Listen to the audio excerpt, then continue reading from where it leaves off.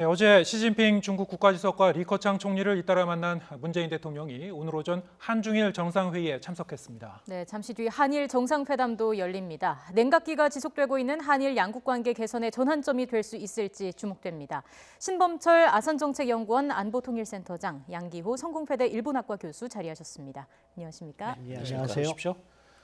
네, 오늘 한중일 이제 3자 회담이 열렸고요. 정상회담이 열렸고 아까 이제 그 공동 언론 발표가 있었어요. 예, 삼국 정상이 이제 순차적으로 이제 발표를 했는데 큰 틀에서의 이제 삼국 협력 강화를 포함하는 그런 내용을 넘어서 좀 주목할 만한 내용이 있었습니까? 예, 뭐 말씀하신 것처럼 이 한중일 삼국 협력은 사실은 인적 교류라든가 물적 교류, 사회적 교류 그런 차원에서 삼국 간의 협력을 촉진하자는 취지에서 만들어졌고 그런 네. 내용이 주를 이루었습니다. 그런데 예. 이번과 같은 경우에는 북한 문제가 좀 민감하다 보니까 네. 한반도 평화 이슈가 들어간 거죠. 그래서 뭐 한반도 평화는 한중일 삼국 모두의 이해에 부합한다. 그렇기 때문에 북미 대화가 잘 진행돼서 이 문제가 잘 풀리길 바라는 기원이 담겼다는 게 이번 한중일 정상회담의 특징이다. 그 밖의 사안은 사실은 뭐 좀 아쉽긴 하지만 예년 이렇게 반복되는 거기 때문에 네. 그런 틀을 유지했다고 볼 수 있고요.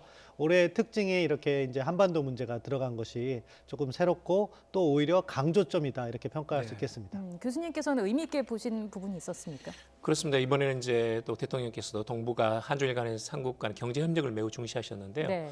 이번에 또 자유무역의 질서가 중요하다는 그런 언급이 있었습니다. 그런 점에서는 일본의 수출 규제에 대해서 이런 적어도 한중일 간의 어떤 그런 경제적 협력, 자유무역, 무차별적이고 공정한 그런 무역 관행 이런 것들이 다시 한번 재천명되었다는 점에서는 우리의 입장이 제대로 반영되지 않았나 그런 생각도 듭니다. 네. 근데 아까 이 공동 언론 발표하는 걸 보니까 리커창 총리가 어제까지는 이제 중국 정상들이 이 양국 간의 뭐 문화 협력 교류에 대해서는 얘기를 하면서도 관광 부분에 대해서는 언급이 없었는데 관광 분야에서도 이제 교류 협력을 이제 확대하기를 원한다라는 부분이 있었어요. 이 부분을 이른바 이제 한한령과 좀 연결지어 갖고 볼 수 있는 측면은 없을까요? 사실은 좋은 징후라고 봐야겠죠. 예. 결국 중국과 같은 경우에는 실제 대도의 운영보다도 최고 지도자들이 어떻게 생각하느냐가 그 운영상에 있어서 예. 중요한 부분을 차지하고 있거든요. 예. 그런데 시진핑 주석이나 리커창 총리의 입에서 그런 관광 촉진이 나왔다면은 네. 사실은 암묵적으로 이렇게 규제하고 있는 중국 단체 관광객들, 예. 요크라고 하잖아요. 네. 한국 방문을 갖다가 이렇게 막고 있는 부분이 있었는데 그것이 자연스럽게 풀릴 수 있는 가능성은 한층 높아졌다. 예. 그 점은 매우 긍정적이라고 봅니다. 예. 한중일 정상회의가 상당히 중요한 시점에 지금 열리지 않았습니까? 지금 뭐 북미 대화의 실질적인 진전을 위해서 공동 노력하기로 했다. 이런 발언에 대해서는 뭐 한 단계 나아갔다. 이렇게 볼 수 있을까요? 그렇습니다. 사실은 이제 문재인 정부 들어서 가지고 가장 중요한 것이 한반도 비핵화, 동북아의 평화 체제의 구축이고 그런 내용들이 계속 적지 않은 성과를 거두긴 했습니다만은 금년에 이제 2월 말에 하노이 정상회담 북미 간에 좀 결렬되었다 이렇게 보는 게 맞겠죠. 그런 점에서 약간 이제 교착 상태에 빠진 면이 있고 특히 이제 북한에서 최근 들어가지고 또는 인공위성 또는 이제 ICBM 발사할지도 모른다라는 그런 설이 나오고 있어가지고 네. 그런 점에 대해서는 이제 한국과 중국과 일본 간의 어떤 대북 정책에 있어서 공조 같은 것은 상호간의 교감이 있었다고 봅니다. 네, 그런 점에서는 북한이 가장 중요한 것은 이런 그 ICBM 발사라든지 이런 것들을 하지 않는 것이 중요합니다. 네. 그런 면에서 이것을 이제 연내 어떤 면에서는 억제를 하면서 내년에 이런 그 북미 간의 대화가 재개돼야 된다는 것이 입장이 재확인되었다는 점에서는 매우 한중일 간에 좀 좋은 성과가 나왔다 이렇게 보고 있습니다. 예. 그럼 앞으로 일본의 역할은 어떤 걸 좀 기대해 볼 수 있을까요? 지금 이제 대북 정책에서 일본 측은 올해 5월부터는 지속적으로 이제 북일 간에 이 협상하자. 그리고 아무런 전제 조건 없이 정상회담을 하자고 이렇게 이야기를 하고 있거든요. 그렇지만 이제 북한의 좀 대응은 지금 아직은 차가운 편입니다. 일본의 역할은 아마 이제 북미 간의 어떤 대화가 본격적으로 진행이 된다면 네. 중간에 있어서 촉매적인 역할 또는 이제 적어도 상당한 진전이 있을 경우에는 이 북한과의 경제 협력 이런 것들은 굉장히 중요하지만 아직까지는 역시 이제 남북 또는 북미 간의 어떤 대화의 진전이 있지 않는 한은 일본의 역할은 크게 제한될 수밖에 없다는 것은 현실입니다. 네. 사실 이제 당초 계획대로라면은 오후 3시 지금 시간쯤이면 이제 한일 정상회담이 이제 시작될 예정인데 저희가 이제 현장 화면이 들어온 대로 대담 도중이라도 이제 연결해서 보여드리도록 하겠습니다. 네. 어제 이제 그 한중 정상 간의 이제 그 대화 내용을 보면은 사실 이제 지금 말씀하셨다시피 이제 북한 문제가 이제 가장 큰 관심사 중에 하나인데요. 어쨌든 이제 북미 협상을 비롯해서 대화의 모멘텀을 계속 이어가는 것은 중요하다는 때는 이제 공감대가 이루어진 것 같아요. 하지만 이제 구체적으로 어떻게 할 것인가에 대해서는 이제 방법론적인 측면에서는 약간의 이제 온도 차이는 있을 수 있을 것 같습니다. 근데 어제 보면은 이제 그 중국 측에서 안보리에 이제 제출했었던 대북 제재 완화 결의안 초안 이 부분에 대해서 이제 언급을 했습니다. 여기에 대해서 이제 문재인 대통령도 거기에 대해서 어느 정도 이제 그 주목할 만하다라는 이제 긍정적인 그런 그 발언을 한 걸로 지금 알려지고 있고요. 이 부분은 어떻게 봐야 될까요? 그러니까 어제 그 한중 정상회담 사실 예. 시진핑 주석과 해야지 진짜 정상회담이라고 보는데요. 예. 외교 부분은 시진핑 주석이 맡고 있기 때문에 네. 내용은 크게 두 파트로 구성되어 있다고 생각합니다. 첫 번째 강조한 것은 한반도의 안정을 강조한 거잖아요. 그건 뭐냐? 북한이 도발을 해서는 안 된다 하는 목소리가 중국 최고 지도자로부터 나온 거죠. 그것은 일종의 북한에게는 적지 않은 압박이 될 것이고, 그래서 뭐 지금 사실은 크리스마스 전후해서 북한이 ICBM을 쏘지 않겠느냐 하는 목소리가 있었지만 그 가능성은 점점 더 낮아지고 있다고 봅니다. 네. 이런 것도 큰 틀에서는 긍정적인 역할을 했다고 보고요.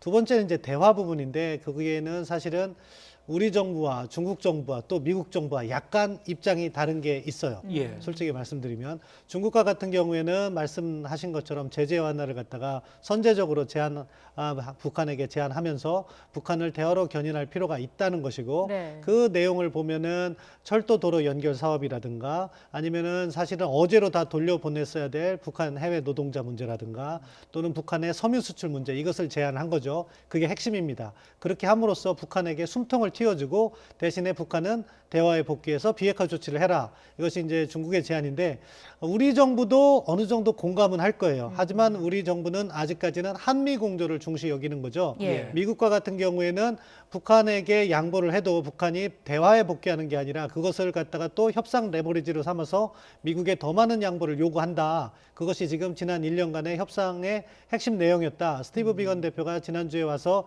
한 내용이 그것이 핵심이거든요. 네. 그래서 미국은 양보를 안 하려고 한 거죠. 그렇기 때문에 우리 대통령도 말씀을 주목한다까지만 한 거예요. 예. 이 주목은 영어로 테이크 노트입니다. 네. 이 테이크 노트라는 것은 어떻게 하면 동의, 뭐 어그리라든가 이해, 언더스탠드하고는 달라요. 이 국제관계에서 쓰는 용어로서 약간 중립적인 표현을 사용하신 거예요. 저는 그거는 참 적절했다고 생각합니다. 예. 이제 이 해법을 갖다가 이제 앞으로 우리가 어떻게 찾아나가느냐가 중요한데, 사실은 만약에 북한이 움직이지 않는다면은 지금 미중 간에 이러한 해법을 먼저 조율하는 것이 상당히 중요하다. 예. 그래서 미국과 중국의 목소리로 북한에 전달된다고 하면은 사실 북한으로서는 빠져나갈 틈이 없기 때문에 그 다음 행보는 달라질 수가 있거든요. 따라서 지금 단계에서 우리 정부가 역할을 한다면은 네. 이제 북한을 설득할 수 없는 상황에서 미중이 어떠한 공통된 안을 만들 수 있도록 기여를 한다면은 그것은 의미가 있다고 생각해요. 그런 차원에서 이번이 사실은 뭐 한국과 중국도 이견을 노출하고 있고 미중 간에는 더 큰 이견이 있지만 이러한 노력이 계속해서 이루어질 때 내년 초라도 어떠한 공감대가 형성된다면 그때 진정한 해법이 나올 수도 있다. 따라서 이러한 방식의 노력은 계속해 나가야 된다고 생각합니다. 네. 그럼 만약에 중국이 북한 비핵화에 본격적으로 개입을 한다면 북한에 어느 정도의 카드를 제시할 수 있을까요? 결국 만약에 북한에 제공하는 것은 부정적인 측면과 긍정적인 측면이 있겠죠. 네. 부정적인 측면이라면은 만약에 북한이 도발을 한다 그러면은 중국이 암묵적으로 지원하고 있는 것으로 보도되고 있는 사실관계는 확인이 안 됐어요. 중국 관광객이라든가 또는 뭐 식량 지원이라든가 네. 원유 공급이라든가 이런 것을 갖다가 줄이거나 차단하면은 북한에게 상당한 압박이 되겠죠. 그래서 북한의 도발을 막는 행위를 할 수가 있는 거고요. 다른 한편으로는 이제 인센티브 부분인데 네. 미중 간에 합의가 돼서 무언가 공식적인 요구 사항이 간다면 효과가 클 텐데 그게 안 가더라도 그 과정을 관리하는 데는 중국이 역할을 할 수 있다. 다만 현재까지 중국의 입장이라는 것은 북한 카드를 활용하면서 지금 미중 관계가 안 좋으니까 예. 북한 카드를 활용하면서 미국을 좀 압박하려는 그런 과정에 있기 때문에 제가 말씀드린 것이 순탄하게 풀리진 않을 가능성이 높다고 객관적으로 평가합니다. 네. 네. 지금 방금 소식이 하나 들어왔는데 한일 정상회담이 시작이 됐다는 예. 속보가 들어왔습니다. 예. 당초 이제 3시에 시작할 예정이었는데 3시 5분쯤 이제 시작을 했습니다. 앞으로 한 30분간 진행할 예정이고요. 물론 뭐 어제 이제 한중 정상회담도 예정보다 상당히 좀 길게 진행이 됐습니다만 오늘 이제 한일 정상회담도 상황에 따라서는 더 길어질 가능성도 있는 것으로 보이고 있습니다. 네, 예. 저희가 지금 말씀드린 것처럼 상황에 따라서 길어질 수 있다라고 말씀을 드렸는데 이게 뭐 길어지면 더 좋은 거라고 좀 해석을 할 수 있을까요? 어떻게 보세요? 저는 그렇게 봅니다. 이제 적어도 올해 상반기 중에는 한일 갈등이 좀 심했고 특히 이제 수출 규제라든지 우리 지소미아 종료 발표로 인해 가지고 약간 이제 조금 갈등이 더 악화되는 그런 상황이었거든요. 그런데 지금은 약간 이 대화의 모멘텀이 막 잡혔습니다. 네. 그러니까 10월 24일 이낙연 총리와 그리고 아베 수사관 간의 이런 그 대화가 있었고 그게 이제 상당히 모멘텀이 복원된 그런 상태였거든요. 그리고 이제 최근 들어서 일본이 이제 포토 레지스트에 대해서는 완전하게 그 개별 허가 대상에서 포괄적인 일반 허가제로 좀 바꾸지 않았습니까? 네. 그런 점에서는 상당히 대화 분위기가 성숙돼 있다고 보고요. 길다는 것은 제가 보기에는 부정적이보다는 조금 더 긍정적이다. 할 말이 많다. 이런 그렇습니다. 뜻인가요? 특히 이제 어저께 한중 간의 정상회담에서도 원래 30분 예정이었는데 예. 55분 2배 가까이 늘어나지 않았습니까? 네, 그런 점에서는 아마도 이제 지금 강제징용 해법 또는 수출 규제, 지소미아 현안들이 지금 많기 때문에 아마 30분으로는 끝나지 않을 가능성이 있다라는 생각이 듭니다. 네. 오늘 뭐 한일 정상회담 직전에 이제 외교장관 회담도 있었습니다.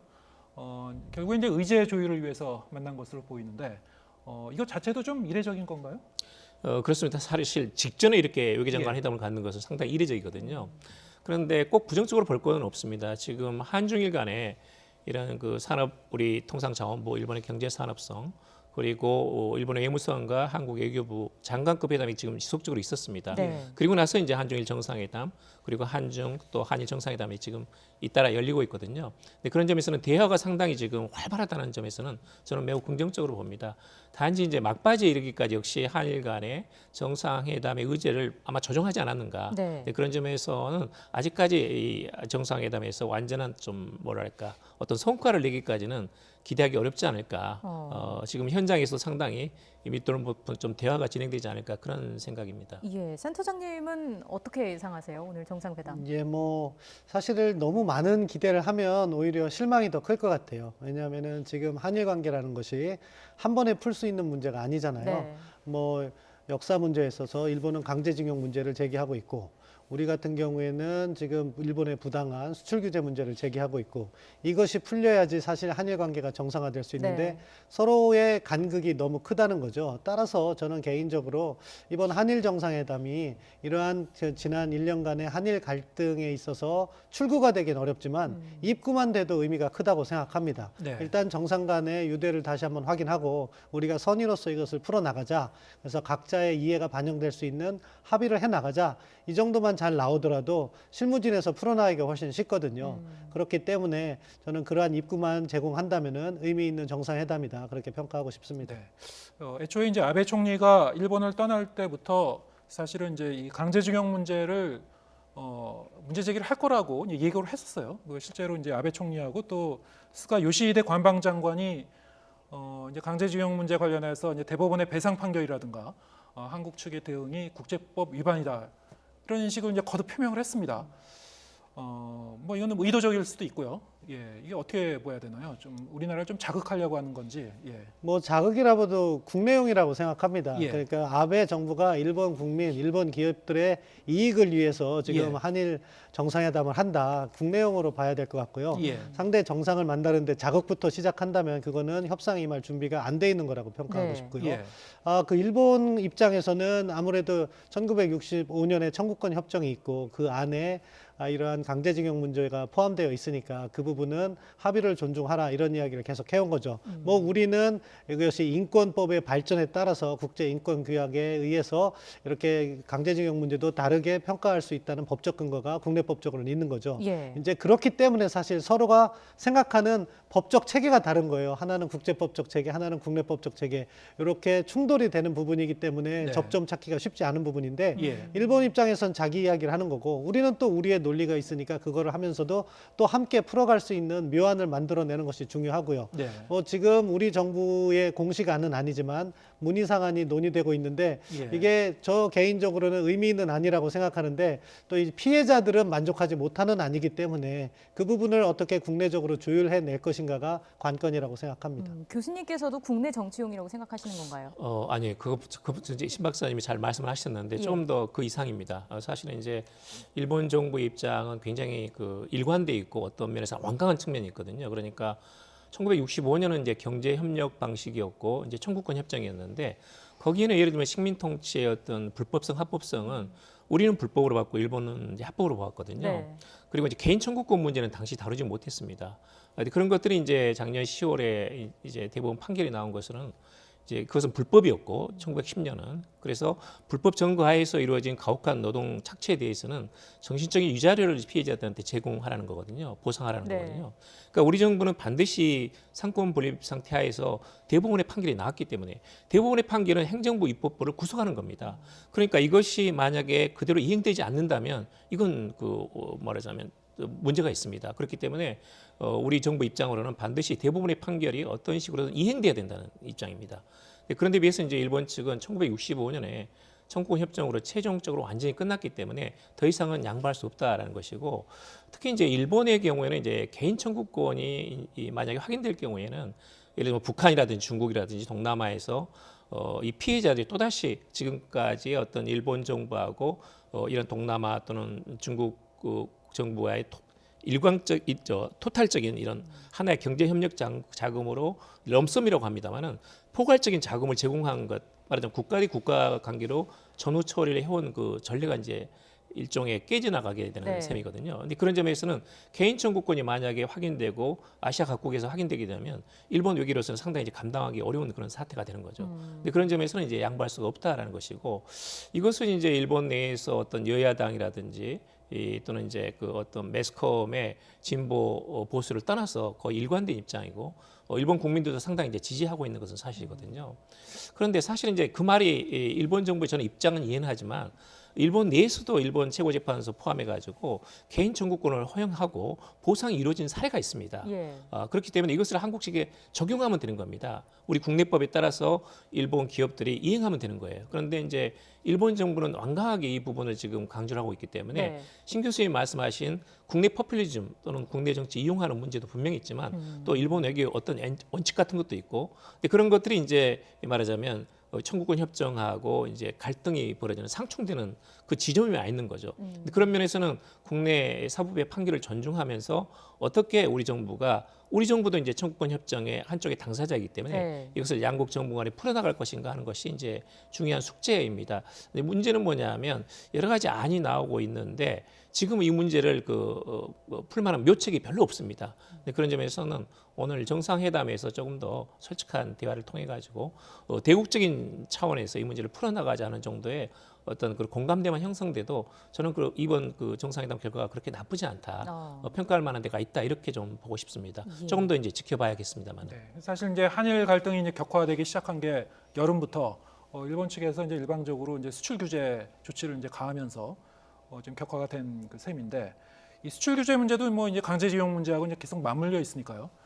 우리나라가 이제 지소미아 이 종료 결정을 이제 유예하면서 사실은 이제 일본 측에 이제 호응을 좀 기대했단 말이죠. 근데 이번 그 정상회담을 앞두고 일본 측에서 이제 취한 조치가 이 반도체 소재 감광재 부분에 대해서 일부 규제를 완화하긴 했습니다만 우리 입장에서는 사실 좀 찔끔 완화한 거 아니냐 이렇게 볼 수 있는 그 측면이 있고요.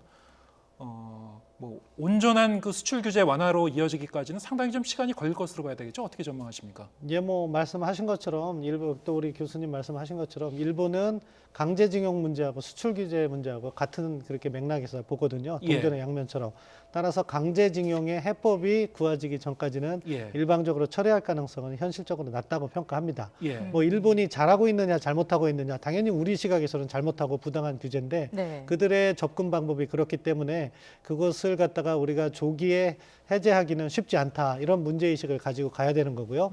그리고 또 다른 한편으로는 그런 것으로 인해서 우리가 그것을 극복하기 위한 우리 국내적인 자구 노력도 있는 것이고요. 그 큰 맥락에서 이것을 접근해야 될 거고 네. 만약에 그것이 공식적으로 타결되는 것은 어쩔 수 없이 강제징용 문제와 일본의 수출 규제가 함께 이렇게 포함돼서 이렇게 큰 틀에서 합의되는 그런 과정을 거치지 않을까 싶은데 아무튼 이 과정에서 양 교수님도 말씀하셨지만 서로 입장이 워낙 다르니까 네. 신중하게 접근을 해서 또 이렇게 상처나지 않게 그렇게 관리하는 것이 중요하다. 그렇게 말씀드릴 수밖에 없네요. 예. 지금 일본 내의 아베 지지 세력이 극우 세력 아닌가요?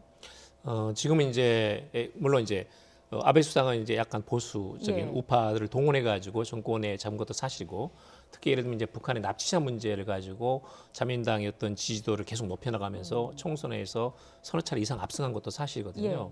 그런데 이제 문제는 뭐냐면 우리가 위안부 합의라든지 또는 어떤 면에서 강제징용 해법까지 포함해 가지고 일본 측에서 본다면 2015년 12월에 위안부 합의로 끝났다고 보는 것이고 그건 정리가 되었다고 보는 거죠. 그다음 65년 강제징용 문제도 그때 이제 보상 부분 일정 부분 들어 있다고 보는 것이고 따라서 이것도 끝났다고 보는 거죠. 근데 이제 그것을 지금 예를 들면 이제 재검증이라든지 아니면 이제 지금 수요 집회에서 대사관 앞에 여러 가지 손해상 같은 치우지 않는다고 네. 일본 측에서는 불만을 토로하는 겁니다. 그리고 이제 강제징용 문제도 끝났는데 왜 다시 들고 나오느냐라는 점에서 불만을 가지고 있고 근데 그런 것들이 사실은 이제 우리 신 교수님 말씀하신 대로 아베 수상이 잘 그걸 어떤 한국 때리기를 통해 가지고 국내 우파 포퓰리즘에 그 동원을 하는 예. 그런 것들은 굉장히 능란하게 해왔거든요. 그런 점에서는 상당히 이 부분이 어떤 극히 일부 우파적인 것이 아니라 예. 완전히 일본 국민 내에 상당히 좀 네. 확산된 부분은 부인할 수 없습니다. 예, 지금 저 화면에 현장 지금 회담장의 모습이 나오고 있습니다. 네. 네, 3시 5분부터 회담이 시작됐고요. 회담이 이제 시작될 때 이제 장면입니다. 지금부터 한 13분 전에 장면을 좀 보고 계십니다. 네. 지금 말씀드린 것처럼 뭐 일본의 수출 규제 사태 이후 상당히 한일 관계가 악화돼 있는데 악화된 양국 관계를 복원시키기 위한 논의가 오늘 어떤 식으로 이루어질지 많은 관심이 쏠리고 있습니다. 일단 뭐 청와대는 수출 규제를 완전히 원상 복구하는 걸 전제로 지소미아 종료를 연장하는 방식의 일괄 타결 입장을 고수하고 있습니다. 일본이 최근에 그 반도체 소재인 포토레지스트에 대한 수출 규제 완화 조치를 취했지만 청와대가 충분하지 않다 이런 입장을 내놓은 만큼 합의가 오늘 얼마만큼 이루어질지 주목이 됩니다. 또다시 뭐 화면이 들어오게 되면 네. 또 계속해서 보여드리겠습니다. 예. 자, 뭐 아까 이제 한일 위안부 그 합의 관련해서도 뭐 지금 맞물려 있는 문제니까요. 그런데 이제 이 문제가 이제 헌재가 한 3년여 동안 이제 심리를 진행해 왔거든요. 며칠 후면 이제 결론을 낸다고 해요. 이와 관련해서도 좀 외교적 파장이 좀 예상되는 부분이 있죠. 그렇습니다. 지금 이제 상당히 지금 이 문제는 사실은 한국 정부로서는 2015년 12월 이후에 그리고 이제 2017년 5월달에 문재인 정부가 출범한 이후로도 한일 간의 외교 정점으로 다룬 적은 없습니다. 네. 그러니까 문재인 정부 들어와서는 적어도 전 정권이지만 이것은 양국 정부가 합의한 것이고 이것은 준수하겠다는 입장이었거든요. 예. 따라서 이제 이것을 외교 정점으로 다시 삼아가지고 그걸 파기하거나 또는 번복하거나 한 적은 없습니다. 예. 그래서 이제 지금 저는 이제 일본 정부에서 이것을 자꾸 악용을 해가지고 예. 이 위안부 한국 정부가 이걸 또다시 번복했다 네. 또는 파기했다 이렇게 주장을 하거든요. 예를 들면 이제 그렇게 이야기하는 게 화해추이재단 해산입니다. 예. 자, 네. 지금 조금 전 중국 청도 샹그릴라 호텔에서 열리고 있는 한일 정상회담장의 모습 보고 계십니다. 앞서 문재인 대통령과 아베 총리가 악수를 나눴고 방금 착석을 했습니다. 네, 15분 전의 이제 상황이고요. 예. 네, 한일 정상회담이 양국 정상과 관계자들이 배석한 가운데 이제 시작되는 그런 장면입니다. 예, 지금 간단하게 이야기를 나누고 있는 현장을 잠시 들어보겠습니다. 日韓両国はお互いにとって重要な隣国同士であり、北朝鮮問題をはじめとする安全保障に関わる問題について、日韓、そして日米韓の連携は極めて重要であります。 이랑 양국은 서로에게 중요한 이웃입니다. 그리고 북한 문제를 비롯해서 안전 보장에 관한 문제는 일본과 한국, 그리고 일본, 한국, 미국 간의 공조는 매우 중요합니다. 私としても、この重要な日韓関係をぜひ改善したいと考えており、今日は率直な健康観を行いたいと思います。 저로서도 중요한 이란 관계를 계속 개선하고 싶다고 생각하고 있고 오늘은 아주 솔직한 의견 교환을 할 수 있는 것 같습니다. 예, 아베 총리는 반갑습니다. 일본의 최장 국수가 되신 국가가 대의와 시계의 첫 총리로 원년을 성공적으로 이끌고 계신 것을 축하합니다. 연호의 끝까지 아름다운 조화로 일본의 발전과 번영이 계속되길 기대합니다. 安倍総理、こんにちは。日本の歴代最長の総理大臣になられましたこと、並びに令和時代の初の総理大臣として元年を成功裏にリードしていらっしゃることに敬意を申し上げます。連合に含まれている意味と同じく、美しいハーモニーで日本の発展と繁栄が続けられますことを期待しております。 오늘 총리과의 회담이 국내에서 많은 관심을 받고 있습니다. 방콕에서의 만남 그 자체만으로 한일 양국 국민들과 국제사회에 많은 관심을 받았습니다. 우리는 그 기대가 무엇인지 잘 알고 있습니다. 本日、総理との会談が国内外から多くの関心を集めています。バンコクでの出会いも出会ったことだけで、韓日両国の国民と国際社会から高い関心を集めていました。私たちはその期待が何かをよく分かっています。 양국 간 현안을 해결하려면 직접 반갑고 솔직한 대화를 나누는 것이 가장 큰 팁이라고 생각합니다. 両国の懸案を解決するためには直接会って率直に対話を交わすことが最もベストな方策だと考えます。 지난 방콕에서의 만남에서 총리랑 하는 한일 양국 관계 현안은 대화를 통해서 해결한다는 원칙을 재확인했고 그에 따라 현재 양국 외교 당국과 수출관리 당국 간의 현안 해결을 위한 협의가 진행 중에 있습니다. 양국이 머리를 맞대어 지혜로운 해결 방안을 조속히 도출하기를 기대합니다. 先般のバンコクでの出会いで総理と私は韓日両国関係の懸案は対話で解決しなければならないという原則を再び確認いたしまして、それに従いまして現在両国の外交当局と輸出管理当局の間で懸案解決に向けた協議が行われています。両国が膝を交えて賢明な解決策を早急に見出せることを期待しております。 일본과 한국은 지리적으로 역사적 문화적으로 가장 가까운 이웃이자 그 역사 인적 교류에서도 매우 중요한 평생번영의 동반자입니다. 잠시 불편한 일이 있어도 결코 멀어질 수 없는 사이입니다. 日本と韓国は地理的にも歴史的、文化的にも最も近い隣国でありながら、貿易や人的交流の面においても極めて重要な共に生きていく、そして繁栄するパートナーであります。一時期ぎこちないことがあれども、決して遠ざかることのできない仲です。 경제, 문화, 인식적으로 비롯한 우리지역의 경력을 더욱 키우고 동북아 평화와 번영에도 経済、文化、人的交流をはじめとする未来志向的な協力を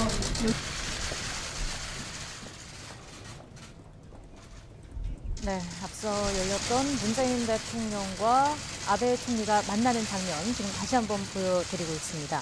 정상회담이 본격적으로 시작되기 전의 모습인데 잠시 아베 총리와 문 대통령의 발언을 들어보셨습니다. 분위기 어떨 것으로 예상하시는지요? 뭐 아까 말씀드린 대로 약간 이견을 노출하면서도 예. 좋은 분위기를 이끌고 가기 위해서 대화 분위기를 이어가려고 할 것 같습니다. 약간의 시각차가 있어요. 서로 예. 중요한 이웃이다 하는 데서는 양 정상이 공감대를 이뤘는데 네. 우리는 수출 규제 부분을 갖다가 대통령께서 모두 발언에 넣으신 반면에 일본은 안전보장 문제를 넣었어요. 거기서 네. 미국을 포함한 안전보장 문제니까 한미일 안보 협력을 강조한 거죠. 그러니까 이 모두 발언에서도 한일 정상 간의 시각차는 담겨 있다. 네. 따라서 아마 각자의 이 원칙을 갖다가 이야기하고 그것에 대해서 어느 정도 이해를 구하는 상황에서 정상회담은 종료될 것 같고 시간도 아주 길어지진 않고 뭐 아마 4시 전에 끝나지 않을까 그렇게 조심스럽게 예상해 봅니다. 예. 네, 두 정상이 뭐 큰 틀에서의 이제 원칙적인 그런 얘기를 했던 것 같은데요. 양 교수님은 어떻게 보셨습니까? 일단 이제 이번 그 정상회담 자체는 굉장히 양쪽에서 평가하는 것 같습니다. 그러니까 사실은 정상회담을 그동안 수차례 하긴 했는데 양 정상이 만나가지고 어떤 긍정적인 결과보다는 의견 차이를 확인하는 경우도 많았거든요. 근데 그런 점에서는 지금은 이제 분위기가 그렇게 나쁘진 않습니다. 네. 그렇기 때문에 대화의 모멘텀을 지속적으로 이어나가자는 것은 아마 합의가 있는 것 같은데 아까 이제 신범철 박사님 말씀대로 우리 측에서는 이제 수출 규제를 지금 이야기를 하고 있고 예. 일본 측은 강제징용 문제보다는 지금 그 안보, 특히 이제 대북 공조에 대해서 관심을 가지고 있거든요. 예. 그렇기 때문에 약간 이제 시각차는 있지만 기본적으로 좀 더 포괄적으로 좀 논의하지 않을까. 저는 이제 예상외로 대북 정책에 대해서 공조 문제에 대해서 일본 측이 지금 그 모두에 지금 이야기를 낸 게 상당히 관심이 있고 예. 그런 점에서는 이번에 강제징용 해법이 본격적으로 논의될지는 좀 저는 좀 미지수라고 봅니다. 아마 우리 정부나 이제 일본 정부에서 각자의 원칙을 표명하는 정도 그리고 해법을 찾아보자는 정도에서 그치지 않을까라는 점에서는 가시적인 성과가 과연 나올 것인가에 대해서는 지금 단계에서는 조금 약간 기대하기 어렵다 이런 생각이 듭니다. 예. 문재인 대통령이 이제 솔직한 대화가 중요하다 얘기를 했고요. 어쨌든 뭐 구체적인 방법론에서는 뭐 금방 접점을 찾기는 어려울지라도 대화를 통한 해결 의지에 어느 정도 공감대를 이루면 그것만으로도 이제 소득이라고 볼 수 있겠죠. 예, 뭐 정상회담이라는 것은 사실 구체적인 이슈 하나하나까지 풀어내기는 어렵죠. 예. 이 정상 간의 유대로서 그러한 방향성만 제시한다고 하더라도 예. 의미가 있다고 보고 그래서 양 교수님께서도 그런 모멘텀이 되기를 기대하시는 말씀을 해주셨는데요. 그런 부분은 저도 공감하고 그래서 아까 제가 처음 좀 말씀드린 것이 이게 출구가 되긴 어렵지만 입구가 될 수 있다. 그래서 한일 간에 이것을 갖다가 안정적으로 풀어가는 입구만 된다고 하더라도 큰 네. 의미가 있다고 평가합니다. 아베가 과연 어느 정도 선의 메시지를 내놓을지 이번 정상회담에서 상당히 관심인데 최근에 벚꽃 스캔들로 지지율이 좀 떨어졌잖아요. 이걸 회복하기 위해서 어느 정도 성과를 내려 하지 않을까라는 생각이 드는데 그게 우리에게는 긍정적일까요? 부정적일까요? 저는 이제 기본적으로 이제 긍정적이라고 봅니다. 이제 일본 내에서 최근에 다녀왔습니다만은 수출 규제에 대해서 아베 정권이 잘못했다라는 그 인식이 꽤 있습니다. 그러니까 실제로 이제 일본의 관광객들이 더 이상 한국인들이 안 오고 네. 지방에서는 굉장히 지역 경제가 한국인 관광객에 의존하는 경우도 많았는데 굉장히 좀 고통을 겪고 있죠. 그리고 일본에서 당연히 물건을 팔아야 되는데 일본 정부가 나서 가지고 일본 기업들이 물건을 못 팔게 막고 있으니까 사실은 자기 손해거든요. 그런 점에서는 이 한일 관계 개선을 통해 가지고 지금 떨어지고 있는 아베 수상의 지지율을 약간이라도 올리는데 보탬이 되게 해야겠다는 생각이 있는 것 같습니다. 네. 지금 벚꽃 스캔들 같은 것도 사실은 말이 안 되는 게 본인이 어떤 정치적인 어떤 목적을 달성하기 위해서 일종의 국민의 혈세를 남용한 거거든요. 그러니까 한 70% 가까운 일본 국민들이 그건 도저히 용납할 수도 없고 이해할 수도 없다는 그런 입장입니다. 더구나 이제 최근에 엊그저께 일본의 총무성 차관이 네. 사무차관이 이 말하자면 전직 사무차관이 이제 은퇴를 하고 나서 이런 이 기업에서 지금 근무를 하고 있는데 거기다가 이제 기밀을 누설한 겁니다. 거기서 또 이제 지금 말썽이 돼가지고 이게 장기 정권 오래 가다 보니까 일본 내에서 지나치게 아베 수상의 권력이 집중되고 그러면서 여러 가지 스캔들이 지금 다발하고 있는 거 아니냐라는 그런 지적이 높습니다. 그런 점에서는 아베 수상도 지금 냉각된 한일 관계를 언제까지 끌고 갈 수는 없습니다. 네. 더구나 이제 내년 7월에는 도쿄 올림픽이 있기 때문에 네. 한국인 관광객이 지금 많이 와야 일본에서 2020년 4천만 명 관광객 달성하지 않겠습니까? 또 지금 일본 내에서 계속 지지율이 떨어지고 있는데 지금까지 한 것은 이제 경제 대책, 많은 이제 어떤 내년에 예산을 올려가지고 사회 인프라를 적극적으로 개발하겠다는 것인데 그것만으로는 부족합니다. 이런 면에서는 아마 한일 관계를 관리하는 그런 모드에 저는 접어들었다고 보는데 문제는 뭐냐면 양국 간의 입장차가 너무 커가지고 네. 이것을 좁히기가 매우 어렵습니다. 또 하나 이제 걱정거리는 뭐냐면 만약 이대로 간다면 내년 봄에는 지금 그 일본의 소위 전범 기업에 대해서 국내 온고단 피해자들이 현금화해버릴 그러니까 전범 기업의 자산 매각을 해버릴 가능성이 있거든요. 근데 그런 점에서는 시간이 언제까지 있는 것도 아닙니다. 또 이제 한일 간의 지소미아 연장 부분에 대해서도 수출 규제를 만약에 일본이 완전하게 원상복귀시키지 않는 한 예를 들면 이제 구체적인 시점으로 이야기한 것은 내년 3월이거든요. 내년 3월까지 구체적인 진전이 없는 한은 또다시 한국 정부에서 지소미아 한일 간의 군사정보 보호협정을 재검토할 수 있다는 그런 메시지가 나오고 있거든요. 네. 근데 그렇기 때문에 사실은 이 현안을 포괄적으로 전체적으로 해결한다는 어떤 뚜렷한 의지가 있고 그게 한 2, 3개월 내에 추진되는 것이 가장 바람직합니다. 그런데 문제는 뭐냐면 지금도 오늘 또 아마 원칙적인 어떤 입장을 표명하고 나서 이견차를 확인하고 나서 다시 종료되는 이것은 사실은 바람직하지 않습니다만은 예. 그 이상의 기대를 하기가 지금 쉽지 않은 게 현실입니다. 일단 우려는 나오는 상황이니까. 맞습니다. 네. 그렇더라도 이제 양국 간에 뭐 하나라도 뚜렷한 공통 분모를 찾을 수 있다면은 좋을 것 같은데요. 지금 아베 총리의 이제 모두 발언을 보면 이제 안전 부분을 이제 언급을 했거든요. 결국에는 이제 지금 북한의 고강도 도발이 좀 예고된 가운데 주변 국가들이 어떻게 공동으로 대응할 건가 이 부분에 대해서도 분명히 이제 논의는 될 것 같고요. 하지만 그 부분에 대해서 이 한국 정부와 이 아베 총리 일본 정부하고는 좀 온도차가 분명히 또 거기서 존재할 것 같아요.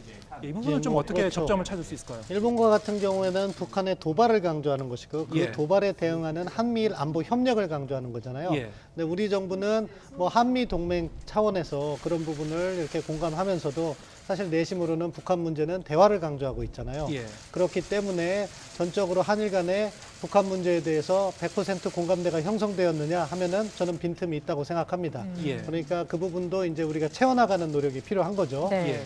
그렇기 때문에 지금 한일 간에 모든 사안에서 사실 이견이 있는 거예요.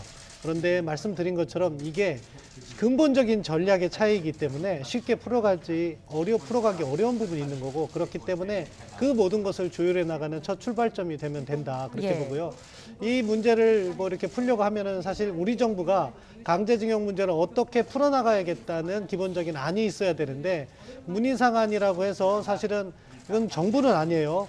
의회 차원의 개인적인 안을 냈지만 야당이 낸 게 아니라 여당이 낸 거란 말이죠. 네. 그러면 사실 좀 조율도 하고 해서 이 문제로 풀어나갈 수 있다는 뭐 확신도 주고 해야 되는데 지금 아직 우리 정부도 그 안에 대해서 부정적인 네. 생각 그리고 여론이 또 좋지 않잖아요. 네. 그러다 보니까 우리의 공식적인 안도 없게 되고 그러면은 이것에 대한 답이 지체되고 그렇다면은 그것과 맞물려서 일본이 생각하고 있는 수출 규제도 지연될 수밖에 없는 상황이고 예. 거기에 아까 말씀드린 것처럼 폭탄이 하나 있어요. 내년 3월에 만약에 그 지금 판결로에서 우리가 수용하고 있는 재산을 현금화, 매각을 한다면은 그때부터는 일본도 추가적인 제재를 또 할 수가 있어요. 그러면은 지금 몇 달 동안 이 문제를 풀어가기 위해서 노력했던 것이 다시 원점으로 되돌아갈 수가 있거든요. 예. 그게 그렇게 되면은 사실은 더욱더 심각한 상황이기 때문에 사실은 저도 뭐 양 교수님과 의견이 동의하는 부분인데 시간이 많지 않다. 따라서 일단 우리 안을 빨리 만들어라. 그리고 그것을 가지고 가장 중요한 건 요즘에는 피해자 설득이 가장 중요한 문제로 대두되고 있기 때문에 네. 피해자들과 정부가 대화를 해야 됩니다. 근데 지금 그 프로세스가 지연되고 있어요. 이래서는 안 된다고 생각합니다. 예. 시간이 많지 않다라고 말씀을 해주셨는데 어쨌든 앞으로가 참 중요해 보입니다. 뭐 과거사 문제와 관련해서 협상을 계속 이어나가면서도 관계 개선을 해 나갈 수 있는 방안은 뭐가 있을까요? 지금 참 쉽지 않습니다. 그러니까 이건 이제 강제징용 해법이 가장 이제 상위 변수라고 생각하시면 되고 그 밑에 이제 수출 규제하고 그다음 지소미아 연장 여부가 있거든요. 네. 그러니까 크게 본다면 이제 이 강제징용 해법을 한일 양국이 도출해 내는 거 이렇게 되면 전반적으로 문제가 풀린다고 봅니다. 그리고 이제 그것을 위해서 수출 규제하고 지소미아를 서로 윈윈하는 방식으로 해가지고 일본도 수출 규제를 완전히 해제를 하고 그리고 우리도 지소미아를 자동적으로 연장하는 그걸 토대로 해가지고 이제 어떤 대화의 분위기를 숙성시키고 그리고 한일 양국이 같이 합의할 수 있는 양국 정부와 국민들이 합의할 수 있는 안을 내면 그게 제일 좋습니다. 네. 그런데 문제는 뭐냐면 사실 한일 양국 정부가 합의를 도출할 수 있는 상황이 아닙니다. 이건 적어도 그 대법원이 일본 기업에 대해서 피해자들에게 보상하라는 판결이 나왔기 때문에 이 피해자하고 그다음 원고단에서 수용할 수 있는 안이 나와야 됩니다. 말하자면 이 안에 대해서는 신 교수님 말씀대로 이 한국 정부하고 피해자 원고단하고 합의할 수 있는 안이 먼저 도출이 돼야 되는 거죠. 네. 그걸 가지고 카드를 해가지고 양국 장부 간에 협상을 해나가야 됩니다. 물론 이제 그 절차는 같이 동시 병행적으로 이루어져야 되죠. 그러니까 그동안에 이제 이 피해자 원고단 간의 수많은 대화를 통해 가지고 문희상 안이 나온 것이고 그리고 지금도 이제 한일 양국의 외교 당국 간의 대화는 지금 채널은 지속되고 있습니다. 그 자체는 상당히 저는 밀도 있게 작동되는 걸로 알고 있고요. 그런데 문제는 뭐냐면 문희상 안이 이 대법원 판결의 핵심 사항이라는 것은 뭐냐면 일본의 전범 기업들이 피해자들한테 직접적으로 판결한 8천만 원에서 1억 3천만 원 정도의 보상금이 지급돼야 됩니다. 근데 그 과정이 확실하게 이행이 돼야 된다는 거거든요. 그게 이제 한국 정부의 일관된 입장입니다. 그런데 뭐냐면 지금 문희상 안에 의장 안에 그런 어떤 진정성은 있지만 그 문제점은 뭐냐면 한국과 일본의 기업과 국민들의 기부금으로 만들어진 겁니다. 그리고 그 기부금에 대해서는 어떤 기업이 내라 말아라 강제할 수 없습니다. 네. 그런 조항들이 들어가 있거든요.